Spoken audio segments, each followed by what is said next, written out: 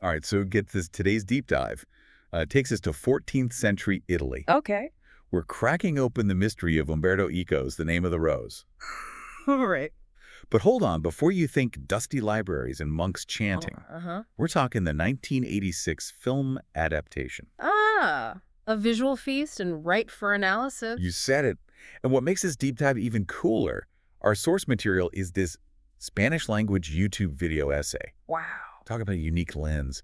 It unpacks layers of symbolism and history that most viewers might miss. Right. And for those unfamiliar with Eco, he was a semiotician, Okay. basically a scholar of signs and symbols. He loved weaving them into his work. So buckle up. We're about to uncover some hidden gems. I'm right. Okay. So for anyone needing a quick plot refresher, Franciscan friar William of Baskerville and his apprentice arrive at this remote, and I mean seriously isolated Benedictine abbey. Okay. Because, well, there's been a suspicious death. A death that quickly becomes multiple deaths. Oh, no. All seemingly tied to the Abbey's massive, maze-like library. Right. Talk about a real-life locked room mystery. Yeah. And it's all happening in the heart of the medieval era, a time when knowledge was power, often closely guarded. It's almost cliche to call it the Dark Ages. Right. But the film really captures that atmosphere of mystery and intrigue. Totally. Okay, can we talk about the title for a second? Sure. The Name of the Rose. Yeah. It's not some literal bouquet, right? Right. The video essay points out that the rose meant a lot in the Middle Ages. Oh, absolutely. Love, beauty, secrecy. Even martyrdom the rose has been a symbol for it all. The essay even connects it to Mary Magdalene, Wow. which, side note, totally reminded me of the Da Vinci Code and its obsession with symbolism. Uh-huh. But anyway, back to the rose. Well, the rose often represents the divine feminine in esoteric traditions, a symbol of hidden wisdom and knowledge. Ooh, hidden wisdom. Yes. This whole deep dive is giving me serious national treasure vibes, and I am here for it.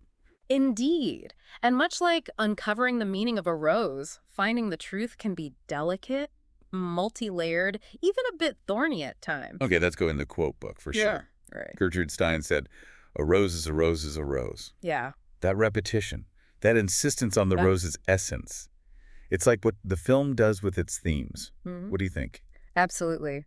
It highlights the inherent essence, the fundamental truth that lies beneath the surface. Right. And speaking of uncovering the truth, let's talk about the characters. Okay. Even their names are loaded with meaning. I know, right? Like our main man, William of Baskerville. Yes. It's such a clear nod to Sherlock Holmes with the whole Hound of the Baskervilles thing. Of course. Yeah. But there's another layer. Oh. William also evokes William of Ockham, the philosopher known for Occam's razor. Right. Essentially the idea that the simplest explanation is usually the best one. And we see that play out in the film. William is Mhm. all about logic and deduction.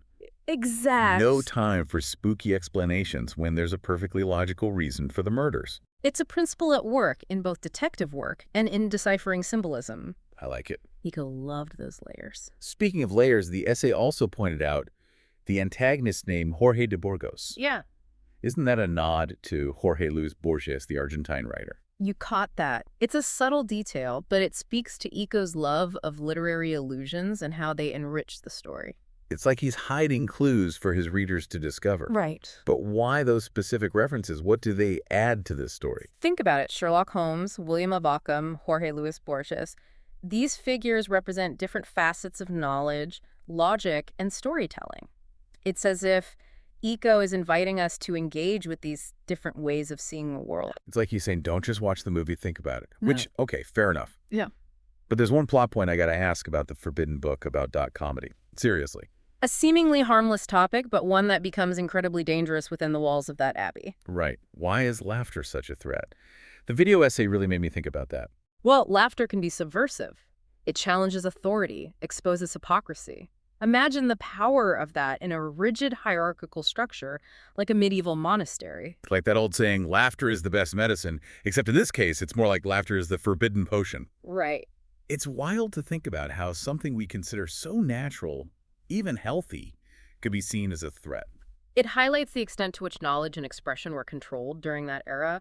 What we take for granted today, like the freedom to think critically or challenge the status quo, could have landed you in serious trouble back then. It's like being in a giant game of keep your voice down, but on a societal level. But it's not just about keeping quiet, is it? It's about controlling what knowledge is considered acceptable. Right. Exactly. And this ties in with another fascinating detail highlighted in the video essay, The Abbey's Architecture. Like, It's not just a backdrop, it's a symbolic landscape. okay, yes. The essay mentions the library having 314 steps, a potential nod to pi, Wow. which mind blown. And the whole labyrinthine layout, it's like a physical representation of the search for knowledge. Precisely. The winding corridors, the hidden chambers, the sense of being both confined and overwhelmed by knowledge. It all feeds into the film's central themes. It's as if the Abbey itself becomes a character in the story. Wow, I never thought about it like that. And there's so many other cool details too, like the recurring rose motif. It's everywhere. Yeah. In the stained glass, the carvings, even the garden. It's like a visual echo of the title, constantly reminding us of the hidden meanings at play. It's a reminder that appearances can be deceiving, that truth is often concealed beneath layers of symbolism. Just like a rose knowledge can be both beautiful and dangerous. Speaking of dangerous, the essay also touched on the portrayal of women in the film, Yeah. which in a 14th century monastery, it's not going to be all sunshine and roses, right? It's a complex issue, certainly, Mhm. and while the film reflects the patriarchal structure of the time, it also hints at something more. Right. Like that mysterious young woman William encounters. She's never given a name, but her presence is so captivating. The video essay suggests she could represent the feminine principle, the intuitive emotional side that's often stifled in rigid male-dominated environments. And she pays the price for it, which is heartbreaking, but also feels eerily relevant even today. It's a reminder that some battles, like the fight for equality, are far from over. Indeed. But just as that unnamed woman leaves an indelible mark on William, so too does the film leave us with lingering questions about the nature of power knowledge and the consequences of suppressing truth.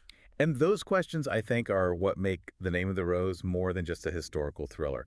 It's a story that transcends time, forcing us to confront uncomfortable truths about ourselves and the world around us. Exactly. It's a film that stays with you long after the credits roll, prompting introspection and continued exploration.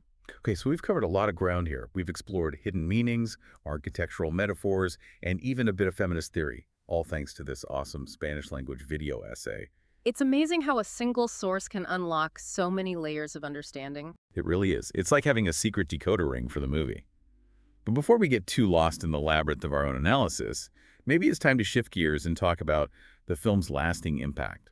What makes The Name of the Rose a story that continues to resonate with audiences even decades later?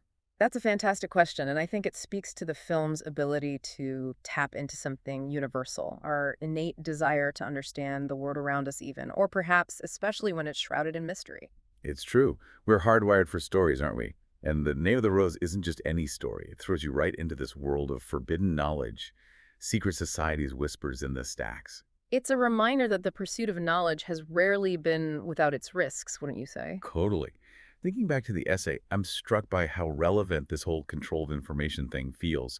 Even now, I mean, we're not in a medieval monastery, but algorithms, echo chambers, fake news, it's like a different kind of labyrinth to navigate. It's the modern-day equivalent of guarding the library, isn't it? Instead of monks deciding what we can read, it's invisible forces shaping what we see and believe. It's almost insidious because it's harder to pinpoint who's in control, Yeah. you know? Precisely. And that's where the film's message becomes even more crucial. It's not just about what information is controlled, but how we as individuals engage with the information we encounter. Right. It's like Eco's giving us a crash course in critical thinking centuries before the internet even existed. Exactly. Question your sources, seek multiple perspectives. Don't be afraid to challenge the accepted narrative. These are lessons as relevant today as they were in 1327. It's like, don't just take the blue pill, people. Okay, maybe that's a slightly different movie reference, but you get the idea. So as we wrap up this deep dive, what's the key takeaway? What can our listeners hold on to, even if they only remember one thing from this episode? I think it's this. Never underestimate the power of a good story to challenge our assumptions and inspire us to think differently. The Name of the Rose is more than just entertainment. It's a call to action, urging us to be active seekers of knowledge and truth. So well said. And sometimes the best way to start seeking is to look in unexpected places. I mean, who would have thought a Spanish language YouTube video essay would unlock so many layers of a classic film? It speaks to the power of curiosity, doesn't it? And the importance of engaging with diverse perspectives. Absolutely. So to our listeners, if you haven't already added The Name of the Rose to your watch list, the book too, if you're feeling ambitious. And of course, we'll link to that amazing video essay in the show notes. Because here at the Deep Dive, It's all about sparking that curiosity, encouraging you to go beyond the surface and uncover those hidden gems of knowledge. Until next time, happy exploring.